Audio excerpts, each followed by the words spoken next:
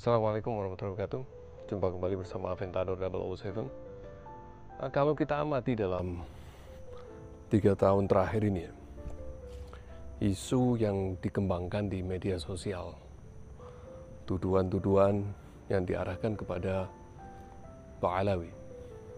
Di antaranya Pak Alawi dituduh berupaya melakukan pembelokan sejarah. Apakah layak hanya berdasarkan omongan dari 15 atau 10 orang itu lalu menjadi dasar bahwa semua Pak Alawi sedang berusaha membelokkan sejarah? Ini kan satu hal yang lucu ya. Sama sekali nggak masuk akal. Ya, tapi ini kan digaung-gaungkan oleh para YouTuber di medsos.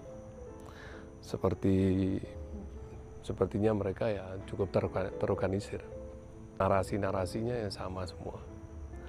Ya, ala kulihal. Ya, tapi pertanyaannya begini. Apakah bisa sejarah itu dibelokkan hanya berdasarkan ceramah-ceramah seperti itu? Coba dipikir. Bisakah sejarah menjadi belok karena ceramah-ceramah seperti itu? Bagaimana sih sejarah itu dinyatakan valid, sahih? Lalu siapa yang berwenang untuk menilai sebuah sejarah itu valid atau sahih? Siapa yang berwenang? Ya, tentu sejarah itu harus melewati beberapa faktor untuk bisa dinyatakan valid. Harus ada bukti primer, bukti sekunder, harus dikaji oleh para sejarawan, akademisi, arkeolog, ya. Harus ada jurnal ilmiahnya, diakui oleh negara, ya. Kemudian juga diakui UNESCO. Itu baru sejarah valid. Mana bisa sejarah yang valid dibelokkan oleh ceramah di panggung? Hanya 1-2 orang ceramah lalu sejarah jadi berbelok. Ya kan aneh tuh. Kalau orang pinter ya melihat ini ya lucu juga ya. Gimana sejarah bisa belok hanya karena adanya ceramah si fulan. Yang orang itu yang ceramah itu jelas bukan seorang sejarawan, bukan akademisi, bukan sejarawan, bukan juga dari lembaga resmi pemerintah.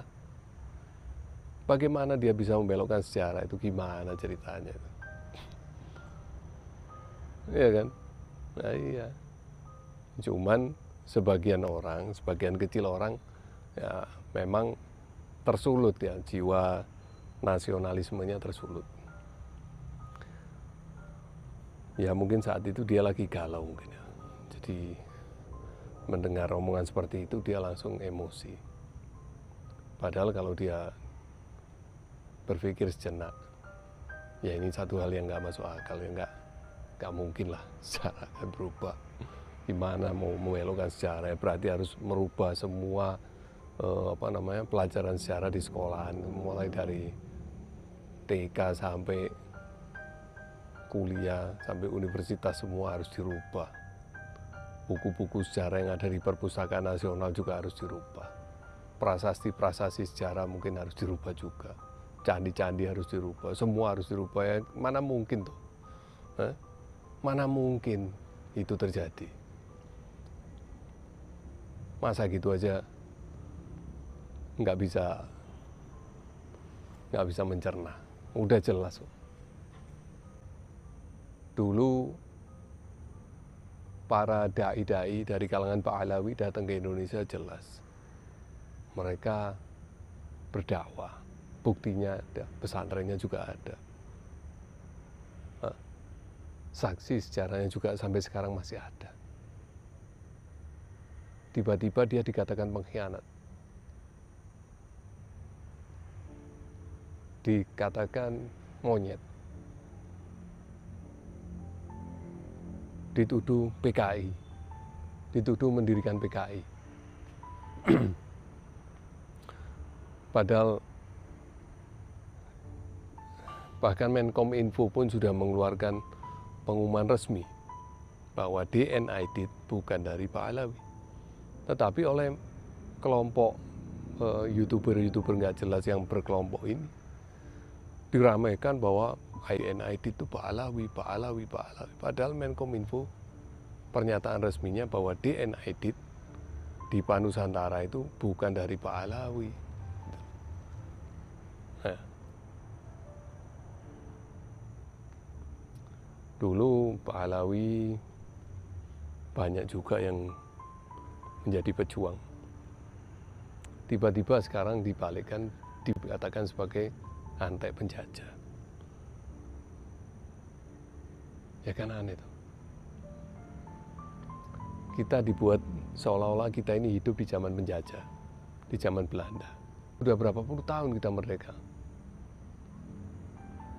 Tapi kita dibuat seolah-olah kita ini hidup masih di dalam penjajahan Belanda.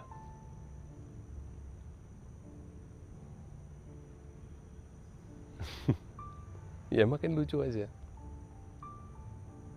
Ini maksudnya penjajahan apa?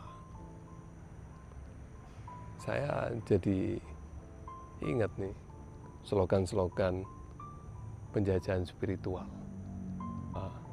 Indonesia ini mengalami penjajahan spiritual. Sebelum ini memang banyak beberapa yang bicara seperti itu. Alasannya ya karena dulu Indonesia ini bukan Islam, sekarang kok jadi mengikuti agamanya orang Arab. Berarti Indonesia mengalami penjajahan spiritual, penjajahnya bangsa Arab. Mungkin mereka mengatakan Pak Alawi ini antek penjajah, maksudnya bahwa Pak Alawi ini adalah orang Arab yang menjajah secara spiritual di Indonesia. Ya kalau dikait-kaitkan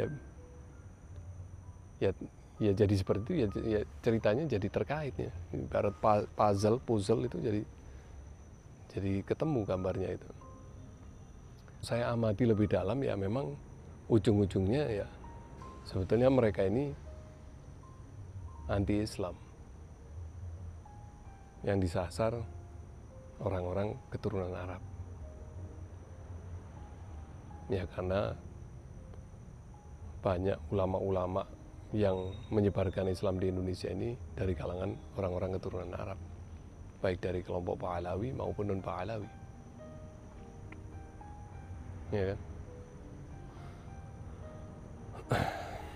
Ya,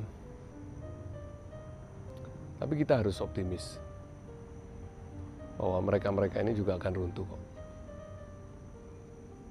Nggak akan lama. Ini cuma permasalahan waktu aja. Ntar lagi mereka juga akan selesai. Karena masyarakat ini bukan tambah bodoh, tapi masyarakat makin pinter, makin cerdas.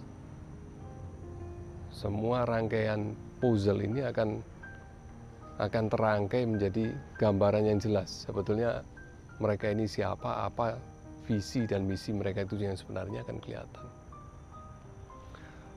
Ya. Siapa di balik mereka ini? Sekarang kan mulai tercium.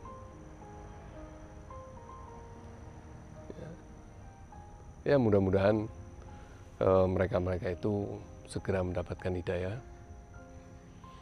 dan kembali ke jalan yang benar, dan Indonesia kembali bersatu, padu menghadapi tantangan zaman ke depan.